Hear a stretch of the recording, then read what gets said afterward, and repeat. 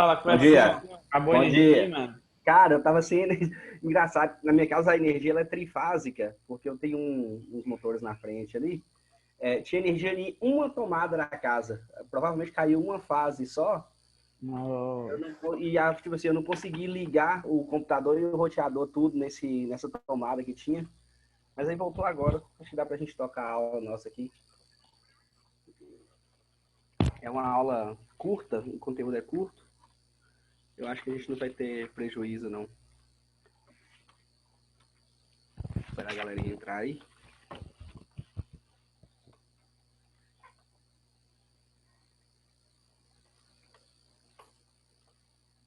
Deixa eu abrir aqui para eu compartilhar.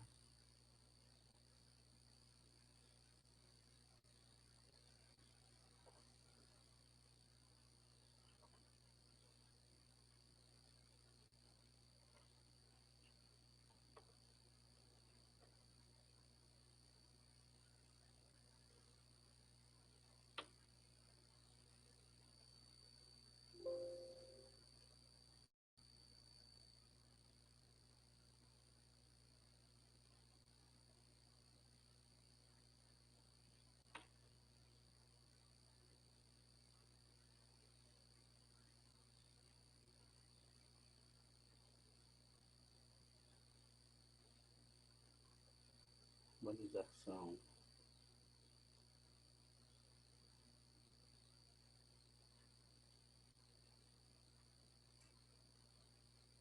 Vamos lá. Vamos ganhar tempo aqui, depois o pessoal assiste, se for o caso. Então, a aula 21, Geografia 1, sobre urbanização. É a aula 20. Tá bom. Tá compartilhando o documento de Word aí? Tá. Beleza. Então, eu tenho algumas... Não sei se vocês conseguiram fazer a leitura do material. Se não, quando fizerem, vocês vão perceber que o material começa definindo alguns termos, né? Tipo, urbanização. O que é urbanização? Esse termo eu vou me referir a uma população em que o seu crescimento nas áreas urbanas é maior do que o crescimento nas áreas rurais. Então, vou dizer que uma população está urbanizando quando o número de pessoas nas cidades está crescendo em um fator maior do que o número das pessoas na área rural. O processo de urbanização ele está extremamente ligado ao desenvolvimento do lugar, né? Sobretudo o desenvolvimento industrial. Ô, As grandes cidades, elas vão... Clebson, Oi. meu irmão, rapidinho, ligado um pouco ao assunto, mas meu irmão ele estava comentando comigo que pode ser que acabando essa pandemia tem um novo, tipo, êxodo rural ao contrário, das Ah, pessoas saindo da cidade e voltando para o campo. olha o segundo termo aí, ruralização. Então, tipo, o pessoal, por causa dessa pandemia e tal, o pessoal vai procurar um jeito melhor de viver e vai voltar para o campo. Faz todo sentido do mundo. E isso vai acontecer, é muito pertinente o que você falou, é justamente a ideia. Isso vai acontecer principalmente, e já é um fenômeno observado, em alguns países mais desenvolvidos, porque o processo de urbanização ele acontece por migração, entre outras coisas, forçada. As pessoas no início do processo de urbanização de quase todos os países, aí, inclusive nos países que hoje a gente chama de países ricos, Everson, aula 21, Geografia 1, página 23 do livro 5. Principalmente nos países mais ricos, que a gente chama hoje de país rico, eles tiveram uma urbanização forçada por algumas razões, né? Na Inglaterra, você tem o cercamento dos campos, você tem as pessoas sendo obrigadas a sair daquelas áreas que eles viviam como colonos e ir para as cidades que vai coincidir com o período de revolução industrial que vai ocupar essa mão de obra do êxodo rural. A partir do processo de industrialização, aí você tem uma dinâmica em que as pessoas são forçadas a sair do campo pelo desemprego estrutural que a gente viu na aula passada, porque o campo está modernizando, e automaticamente atraída pelas cidades, que é onde tem a maior disponibilidade de empregos. Aí o que você está falando da ruralização, elas tendem a acontecer nos países mais ricos, onde as pessoas, de maneira espontânea, tendem a sair das áreas urbanas para fugir dos problemas urbanos e ir Que nem buscar áreas doença, né? rurais. Tipo, nessa O questão da pandemia. trânsito. o custo de vida, né? Buscando uma Sim. nova perspectiva de vida. E é interessante analisar o seguinte, esse campo que a gente está falando hoje, esse espaço rural, ele é diferente do espaço rural de quando você teve o êxodo rural de maneira maciça, né? Hoje você tem um espaço rural de maneira muito mais interligada e interdependente e que goza dos benefícios da cidade. Vocês devem ter parentes, ou não sei se tem fazendas, que tem Wi-Fi, tem ar-condicionado, tem energia elétrica, tem carro, tem rodovia que liga as fazendas aos grandes centros urbanos. Então, você tem um espaço rural hoje diferente que favorece esse processo de ruralização. Então, isso que ele falou é muito pertinente. Professor, Oi. você considera Jacupemba roça? Não, não, Jacupemba é um núcleo urbano. Não pode É ser núcleo considerado como urbano. roça. Ele é um núcleo urbano. E é o que a gente vai ver aqui. O que é uma cidade, o que é um núcleo urbano? Uma cidade, então tá, a gente já conseguiu entender urbanização e ruralização. Depois a gente tem aqui cidades e fenômeno urbano. O que é uma cidade em si, juridicamente? É uma cidade que tem poderes independentes, né? Um ente federativo independente, um ente federativo municipal independente, que tem prefeitura, que tem vereador, que tem instituições do executivo, legislativo, judiciário, enfim. Mas o que é urbanização? O que é núcleo urbano? É quando você tem atividades voltadas para o setor urbano e uma organização espacial típico de áreas urbanas. O que Jacupemba é? É um núcleo urbano, é uma área urbana que pertence à cidade de Aracruz.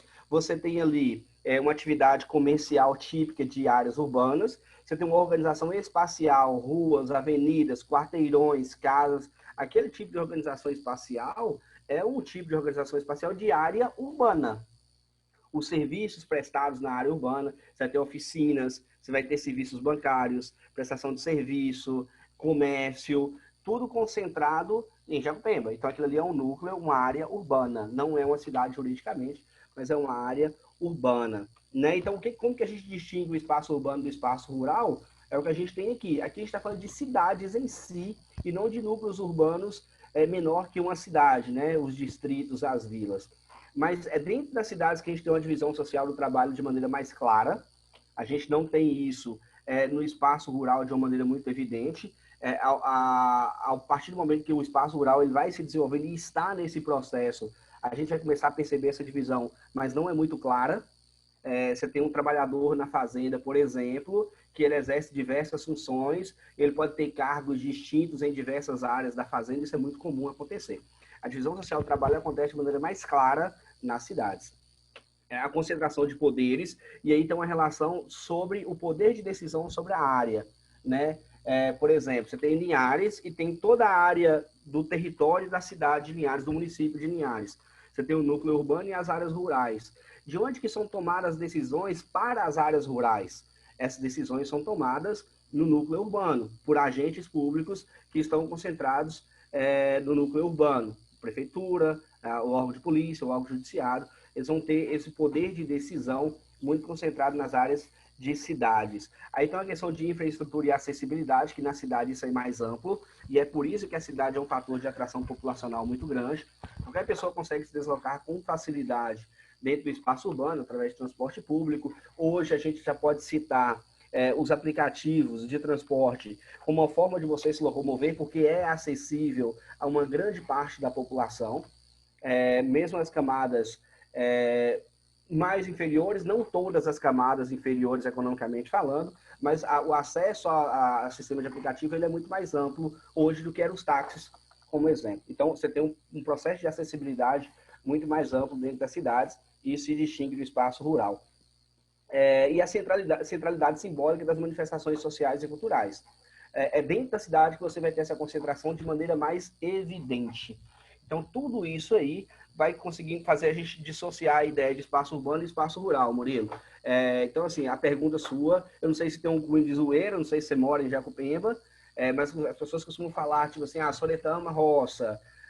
Para nós, é um núcleo urbano, é um núcleo de ocupação populacional com características de urbanização, por todos esses fatores. Aí a gente vai ver que o processo é desigual, isso a gente vai desenvolver ao longo da aula, que a gente fala, o processo de urbanização, ele é mãozinhas dadas é atrelado com o processo de industrialização.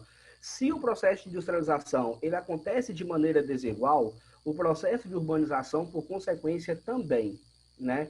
A gente percebe que existem características no processo de urbanização que são típicas de países mais desenvolvidos e um processo de urbanização típico de países em desenvolvimento ou subdesenvolvido, menos desenvolvido, né? Então, existe, e é o que é mais cobrado da gente, é justamente conseguir fazer essas interpretações, essas relações de diferenças na construção do espaço urbano entre o país desenvolvido e o subdesenvolvido. Aí depois tem uma série de descrições que eu tentei resumir o máximo possível para não ficar repetindo a informação do livro, né? As tipologias da cidade, o sítio urbano e situação urbana. O sítio urbano é muito relacionado à questão física do território, as características topográficas, lugares mais planos, lugares mais morrados, lugares de planaltos, né? Brasília está no planalto, Manaus está numa planície, Linhares é uma região de planície costeira. Enfim, o sítio tem muito a ver com o espaço físico onde a cidade está inserida. A situação urbana ela tem uma relação maior com as inter-relações que foram criadas entre esses núcleos urbanos e o contexto em que essas relações foram criadas, né? Por exemplo, a gente estudou, não sei quando, mas me perdi no tempo aqui, sobre a formação espacial brasileira. Quando a gente vai estudar sobre a formação espacial brasileira, que a gente faz uma relação entre as atividades econômicas, né, os ciclos econômicos, essa era a palavra, e a formação do espaço em si, a gente aprende que eu tinha um ciclo da cana-de-açúcar, depois onde eu tinha a centralização de poder político e econômico no Brasil e no Nordeste. E isso é transferido para Minas Gerais quando eu descubro o ouro aluvião, né, as grandes jazidas de ouro em Minas Gerais. A partir disso, eu vou criar uma relação diferente entre Minas e o Sertão. O Sertão passa a fornecer alimentos para Minas Gerais, que é o centro econômico do Brasil. A partir disso aí, eu tenho o desenvolvimento de cidades à margem do Rio São Francisco, né? Isso é uma situação urbana, isso é uma condição criada pelo momento histórico. Então, vou ter cidades como Pirapora, como Januária, são as que eu lembro, né? Mangue, Itacarambi. São várias cidades pequenas, vários núcleos urbanos que foram criadas em função de um fator histórico daquele momento, né? Eu acho que isso é redundante falar, mas enfim, isso é a situação urbana, né? A condição que foi criada, que também vai coincidir ou vai se juntar a uma outra determinação que é a criação das cidades espontâneas. As cidades espontâneas elas vão ser criadas a partir de uma situação urbana, né? Espontaneamente as cidades vão criar. No Brasil observa-se que onde que eu tenho as grandes cidades hoje no Brasil, à margem de rodovias e de ferrovias. As cidades à margem de rios, elas vão se concentrar mais nas regiões das planícies amazônicas, né? E os nossos rios da região centro-sul são rios de planalto, que não favorecem a navegação, logo não tenho grandes cidades à margem de rios em função do rio em si, né? Mas o rio, por ser um fator de potencial natural, também influencia no surgimento de cidades. Então, as cidades espontâneas elas vão surgir porque tem algum fator que favorece o surgimento delas. Pode ser um fator ligado à logística, à economia, um fator relacionado à condição natural daquele lugar, né? Cidades à margem de BRs, cidades de entroncamentos, são muito comuns de surgirem em função da viabilidade econômica. Detalhe, por conta desse fator de espontaneidade, que as usinas hidrelétricas construídas lá no norte do Brasil atualmente, a de Belo Monte, no Pará, é um belo exemplo, eles têm um projeto de construção diferenciado, onde que eles impedem ou inviabilizam o surgimento de núcleos urbanos próximos às usinas, porque seria um fator favorável, né? Você poderia criar núcleos urbanos próximos à usina para explorar economicamente aquela área. No entanto, o modelo de usina-plataforma, que tenta impactar o mínimo possível o meio natural, é justamente para evitar essas cidades que surgem de maneira espontânea. Em contraponto, tem as cidades planejadas. Cidades planejadas ou projetadas, aqui nesse contexto nosso, está dentro da mesma ideia, né? Porque a cidade, quando é projetada, ela é parte do pressuposto de que foi planejada. Quando a gente estuda lá na 7ª série, a gente entende como projetado e planejado como cidades diferentes. A gente entende que o planejado ele é a partir de um núcleo já existente e o projetado a partir de nada, né? Você cria a cidade a partir de nada, como Brasília. Mas todas essas duas situações, elas têm uma finalidade específica. No caso de Brasília, como exemplo para a gente, a finalidade dela é geopolítica. É a ideia de você centralizar o poder e de levar o desenvolvimento para as regiões centrais do Brasil. Um detalhe que, eu não sei se vocês sabem, mas Linhares é uma cidade planejada. Linhares é inspirada em Nova York. Não sei se alguém sabe disso, mas de fato. Na década de 50, houve um planejamento urbano para a cidade de Linhares. Muito bem. Falta uma vírgula, eu acho. Deixa eu ver. Depois eu tenho as funções urbanas, né? A gente vai ver aqui na frente sobre a hierarquia urbana, e a gente sabe que as cidades, elas têm uma... Não deu muito certo. Você falou que não deu muito certo o planejamento de Linhares. Não, cara, deu sim. Pega o mapa de Linhares e analisa os bairros. O Centro, Interlagos, o Colina, o BNH, eu não lembro quais são. Eles são retas perfeitas. Isso é justamente passado justamente pelo plano diretor, pela ideia do planejamento urbano. Então, as cidades elas vão ter, de acordo com sua localização, de acordo com o seu período histórico, eles vão exercer funções dentro de uma determinada hierarquia, que é o que a gente vai ver mais embaixo aqui. Então, as cidades elas podem ter uma função portuária, com o exemplo nosso que é Santos. As cidades industriais do ABC Paulista é um exemplo bom para a gente. Cidades religiosas, como a Aparecida do Norte, em que tudo, quando fala da função da cidade, analisa-se que o rendimento econômico daquela cidade é todo direcionado em função de uma atividade econômica. No caso de Santos, atividade portuária, ABC Paulista, as atividades industriais, turismo religioso, político-administrativo, é o caso de Brasília, é o melhor exemplo para a gente, e as atividades turísticas. Eu coloquei até uma observação aqui, é o seguinte, em função dos aspectos históricos, algumas cidades podem ter suas funções alteradas, como, por exemplo, a cidade de Salvador, Bahia. Por quê? Porque Salvador, durante muito tempo, durante o auge da cana-de-açúcar, ela era a cidade que centralizava o poder de decisão no Brasil, né? A capital do Brasil era era o polo de centralização do poder no Brasil, né? A capital, todas as decisões eram tomadas a partir de Salvador. Quando eu tenho um deslocamento do meu centro de gravidade econômico para o Sudeste, Salvador deixa de exercer essa influência nacional, começa a exercer uma influência regional e passa a ser uma cidade com uma atração turística, um fator turístico muito, muito forte. Então, hoje é considerada uma cidade turística, não mais um centro político-administrativo. Eu tenho dois termozinhos, cidade formal e cidade informal. Isso tem muito a ver com a infraestrutura e com o processo de favelização. Cidade formal, onde eu tenho a cidade planejada, onde vocês vão ver os bairros de Linhares todo planejadinho, onde que o poder público ele atua de maneira mais eficaz. A cidade informal, elas vão surgir em áreas periféricas, no que a gente costuma chamar aqui em Linhares, especialmente, de invasão. Não sei se vocês já perceberam, mas em quase todos os bairros de Linhares tem uma área que a gente chama de invasão ou de favelização. Esses núcleos são chamados de núcleos informais, onde que o poder público não controla o seu crescimento. Né? Normalmente, nessas áreas, você não tem fiscalização quanto à arquitetura, fiscalização quanto a legalidade das obras, você não tem um plano diretor organizando esse espaço. Então, vai surgir esses núcleos informais, que é onde a gente... Não, no Jocaf não. É onde que a gente tem os maiores problemas urbanos. O Jocaf é um bairro planejado. O Jocaf, o que a gente chama de Casinha do Aviso, são todos bairros planejados. O Santa Cruz é uma invasão. O Santa Cruz, parte dele é planejado e parte é invasão. O Nova Esperança é invasão. O que se chama de Planalto 2, principalmente na Marra, que margeia o Santa Cruz, são áreas de invasão, né? A área de invasão é a área onde não havia um planejamento urbano para aquilo ali, né? Hoje vocês vão perceber que, por exemplo, por que o camarada hoje vai vender uma área e integrar a área urbana?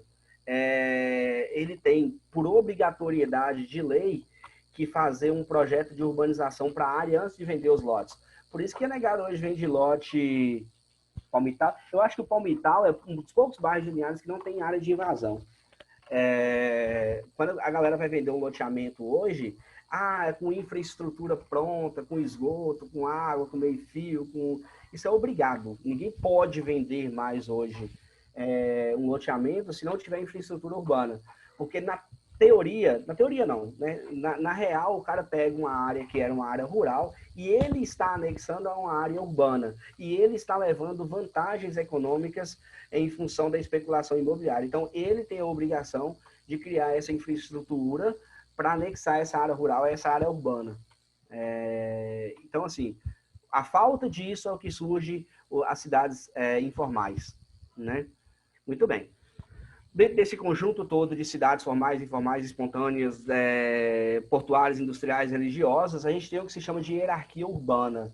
A hierarquia urbana, você tem dois esquemas, um esquema clássico, mais antigo, e um esquema mais atualizado. Esse esquema mais atualizado, ele vai acontecer por conta do desenvolvimento técnico, científico e informacional, de informação, de meio de transporte, que é a forma com que as cidades interrelacionam, né? Beleza. Então, primeiro eu vou falar da hierarquia, depois eu falo os termos que a gente precisa usar.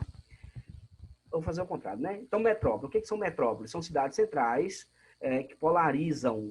Peraí. Cidades centrais que polariza a rede urbana, podendo ser nacional, Nova York, ou regional, Vitória. Então, existe uma polarização de uma cidade sobre ou uma região ou sobre um país. Eu tenho uma metrópole nacional no Brasil que chama São Paulo, né? O meu maior fluxo de informação, de capital, tal, ele é direcionado para São Paulo.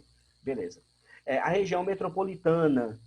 A região metropolitana normalmente se estabelece em áreas de capital, são núcleos urbanos que se interligam pelo fator de conurbação, que é quando duas cidades vão crescer uma em direção à outra e vai perder os limites fronteiriços, né? Você não consegue identificar onde uma cidade termina e onde outra começa.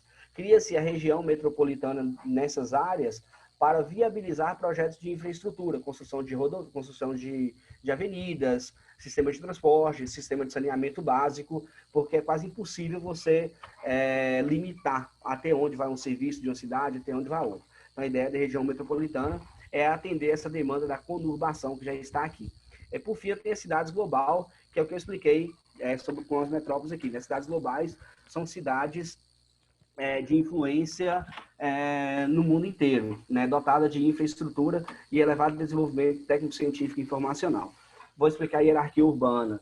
Por que eu tenho um esquema clássico? Porque eu tenho um desenvolvimento de comunicação menor. Então, lá no passado, a vilazinha ela se comunicava com a cidade por demanda, procurava a cidade polo da região, uma cidadezinha um pouquinho maior, que procurava a metrópole.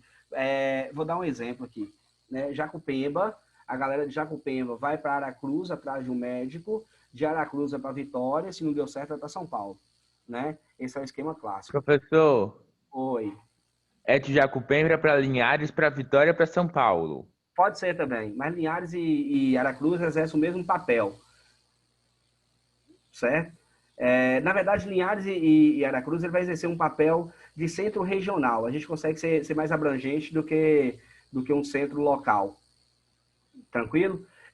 Mas, enfim, mas na lógica que você está me falando, de Jacupemba para Linhares, Linhares para Vitória, Vitória para São Paulo. Hoje, eu consigo me deslocar de Jacupemba para Linhares, Linhares para São Paulo. Eu não preciso necessariamente, dependendo da minha necessidade, de me deslocar para Vitória. É o que o esquema mostra aqui, onde está todo mundo interligado um com o outro, tá vendo? A cidade local com metrópole nacional, com metrópole regional, com centro regional, com metrópole regional. Eu tenho hoje uma interligação de tudo.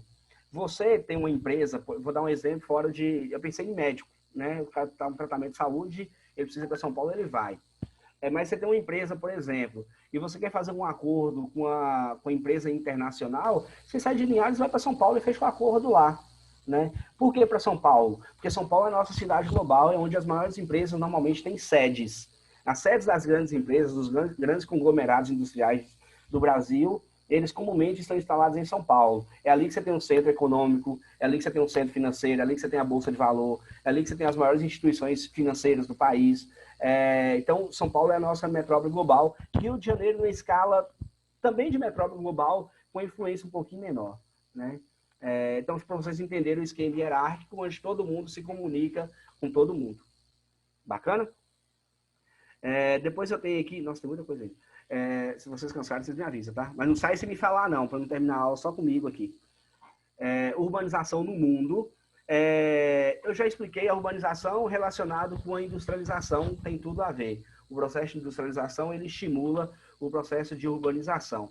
Como eu tenho a África, a Ásia e a Ásia, que ainda está no desenvolvimento de indústrias, existe alguns setores, algumas cidades, algumas regiões desses dois continentes, em que ainda a população, ela é uma população majoritariamente rural, existe um processo, nesses países onde a industrialização é tardia, onde não aconteceu, existe ainda regiões em que a população é majoritariamente rural. Então, o efeito de industrialização tardia é de urbanização tardia por consequência, que quando promover a industrialização vai acelerar o processo de urbanização, agravando os problemas nesses núcleos urbanos. É o que aconteceu no Brasil na década de 30 para até a década de 70, que a gente vai estudar na última aula.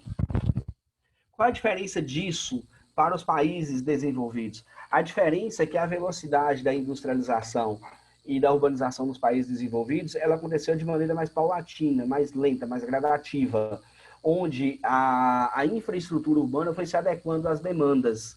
Então, todos os problemas que vão ser citados em relação à urbanização, todos os problemas provocados pela urbanização, a gente vai perceber que nos centros mais desenvolvidos, em cidades mais desenvolvidas, esses problemas são minimizados, não que não existam. Alguém já foi para os Estados Unidos, a turma? Alguém já conheceu o bairro do Brooklyn, Nova York? Todo mundo assistiu, todo mundo já assistiu, Todo Mundo Odeia o Chris. Correto? Alguém falou aqui. Fui para Portugal, só assim. Everton foi para Portugal, vai servir como exemplo também, Everton. Existem áreas pobres em Portugal?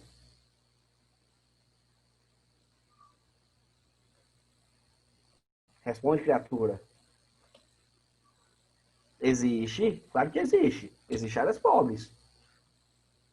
Não, tipo, peraí. Deixa eu sair aqui da empresa.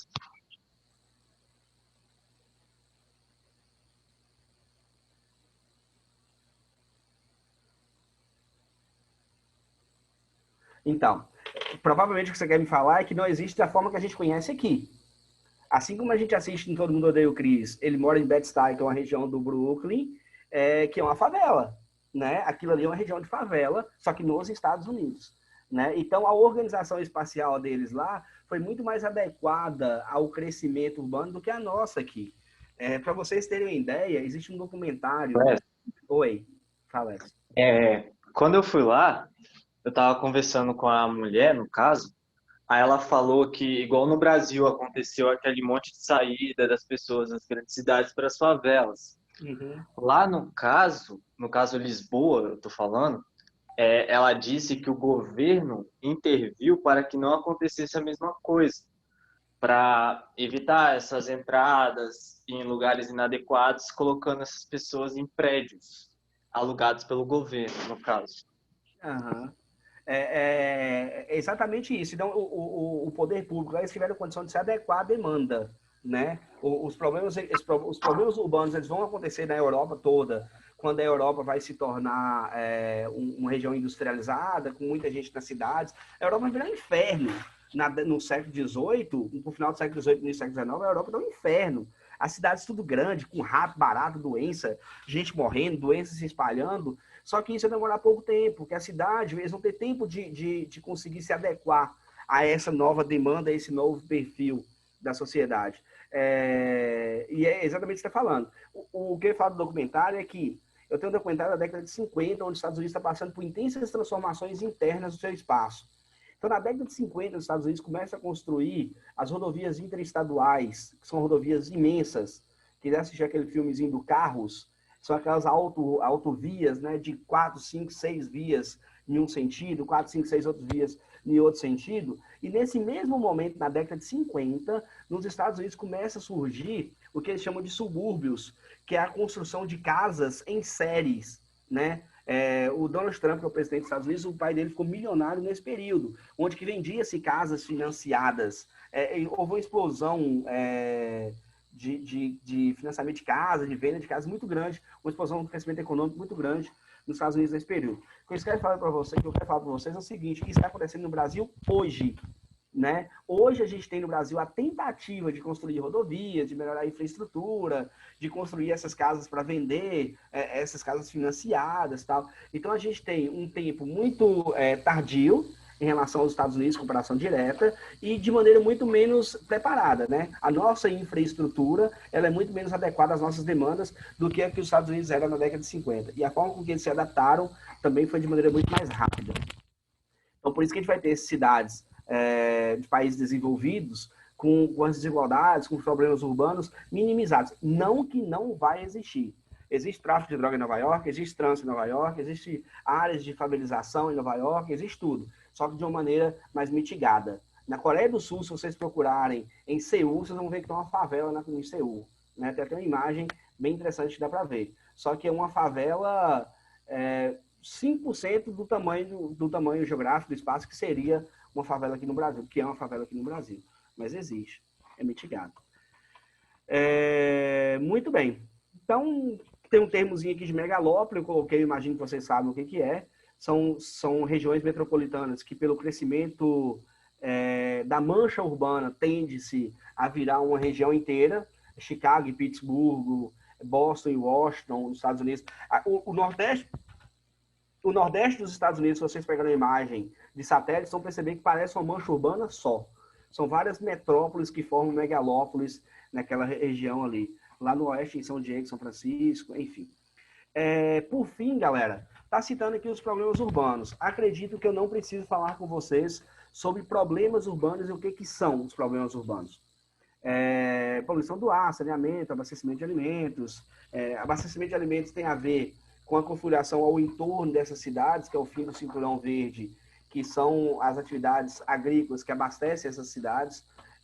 Nos Estados Unidos tem o cinturão policultor, próximo à região do Manufacturing Belt, que é estratégico para produzir alimentos para o Nordeste dos Estados Unidos. Em países menos desenvolvidos, essa organização espacial ela é mais deficitária, então muitas vezes pode ter precariedade no fornecimento de alimentos estratégicos. Na África acontece muito, por isso que na África muita gente passa fome, não necessariamente porque não produz alimentos, mas as pessoas não têm acesso a um tipo de produção com maior tecnologia e nem têm acesso à produção que ali é colocada, que é produzida, né? A produção que é produzida naquele lugar.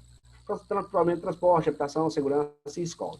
Sobre os problemas urbanos, eu coloquei aqui alguns questionamentos que é o que vocês precisam entender para responder as perguntinhas no final da aula, né? Que são perguntas do Enem.